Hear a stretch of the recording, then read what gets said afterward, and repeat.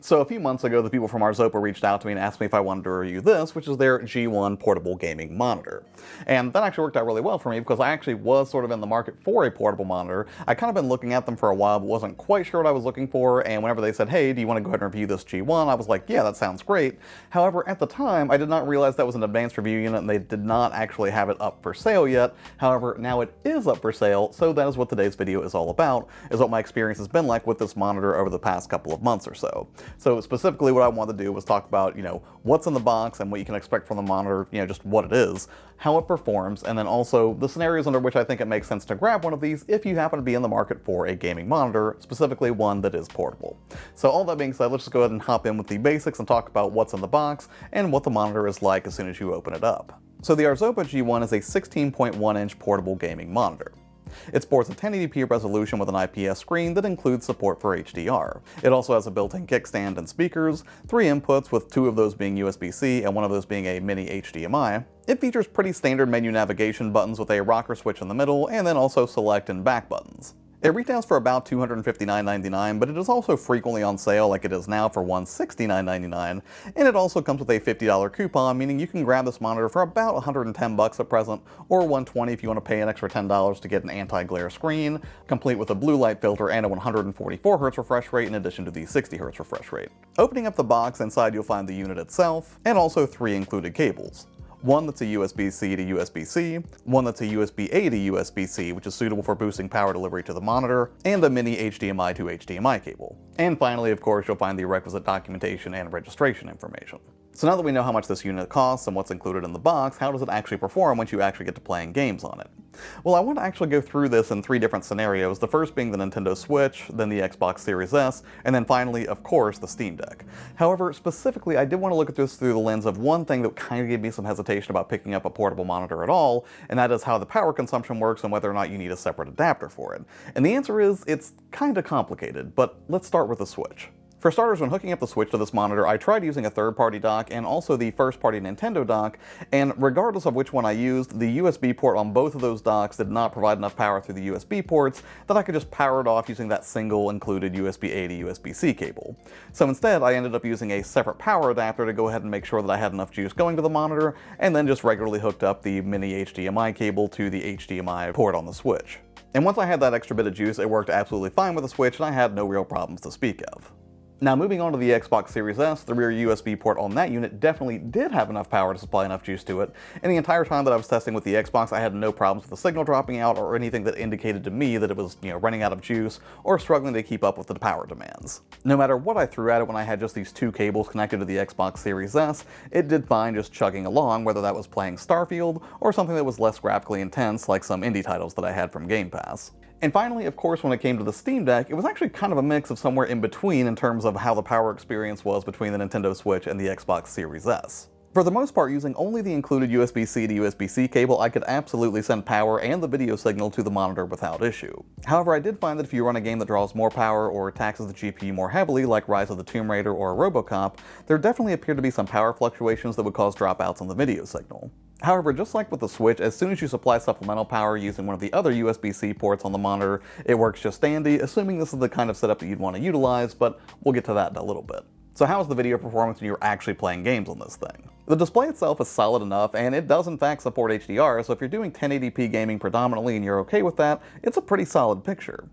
No, it's not the best picture I've ever seen in a monitor of this size, and I did notice a little bit of ghosting initially, but the viewing angles were good, and even without HDR engaged, the colors and blacks looked pretty vivid. Now, one thing that I was concerned about is whether or not I'd see any major input lag, since this is an awfully affordable panel, but by and large I'd say it fell within the range of what I'd call acceptable. Now, if you're a hardcore or pro-level player who demands pixel-perfect precision, you'll probably notice at least a little bit of lag, but if you're more laid back in what you demand of your hardware like I am, I had absolutely no issues with this whatsoever, and did my best to illustrate that here with some jumping in the Mummy Demastered. Granted, the fact that I was filming a screen probably introduces a little bit more lag than what is actually happening here, but I did my best, considering I have to film a screen here. As for the audio, the speakers are surprisingly not tinny, which is not what I expected at all, but they're also nothing to write home about. If you're in a perfectly quiet room, they'll definitely get the job done, but even some moderate room noise is going to drown them out a bit, and honestly you're going to be best served using a headset with a setup like this anyways.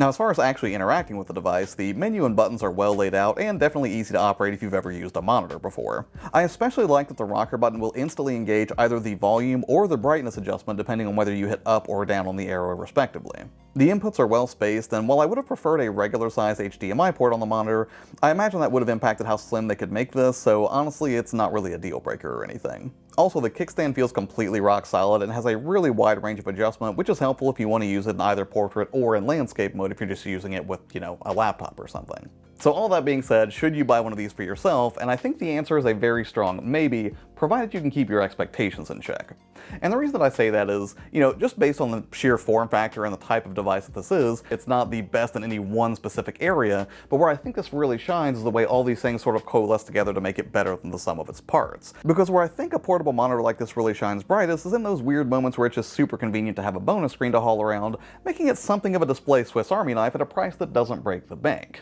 And personally, I've gotten a lot of great use out of this thing, specifically in those moments where I wasn't expecting how much it would be handy to have a portable monitor laying around. For instance, it's been great taking it over to my buddy's house for some LAN party action. It's also been a great secondary monitor to my MacBook if I wanted to edit somewhere else without sacrificing the utility of a second monitor at my main setup, and in a pinch I can also use it as a gigantic viewfinder for my camera, turning it into a sort of makeshift monitor for filming. All this is to say it's fairly unobtrusive and easy enough to toss in a backpack whenever you need it, especially considering it only weighs about 1.7 pounds, which is much lighter than the PlayStation TV that I was carting around previously for LAN parties if I just wanted to go over to a buddy's house and play some Xbox or something like that. So yeah, it's definitely great if you want to take it around and just have something really quick and easy to game on. And personally, I would say that the best specific use case scenario I can think where this thing makes the most sense, at least for me personally, is if you're somebody who already carries a laptop around and you take your Steam Deck with you as your primary gaming device, throwing this thing in with it is probably a really good idea. Because when you have it with you, one, it can instantly serve as a secondary monitor to your laptop, and two, when you finally need a break from being productive and doing work, you can just go ahead and immediately plug your Steam Deck into it and have a gigantic screen to play on, at least compared to what you would normally have on the Steam Deck.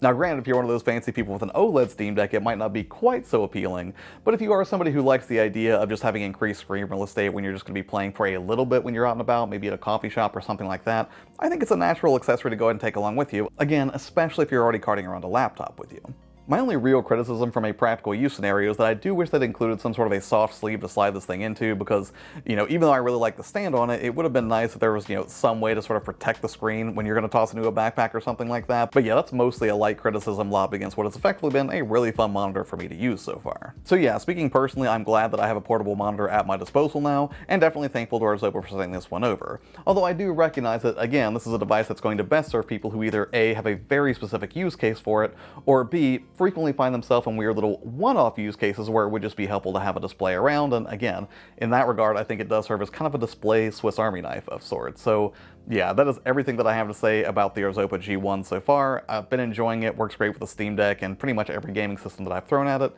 but if you have any additional questions, just let me know in the comments below and I will do my best to answer those, or if I left something out, just let me know. As always, thank you so much for your time and hanging out here on the channel. I really, really appreciate it. Take care, and I will see you on the next one.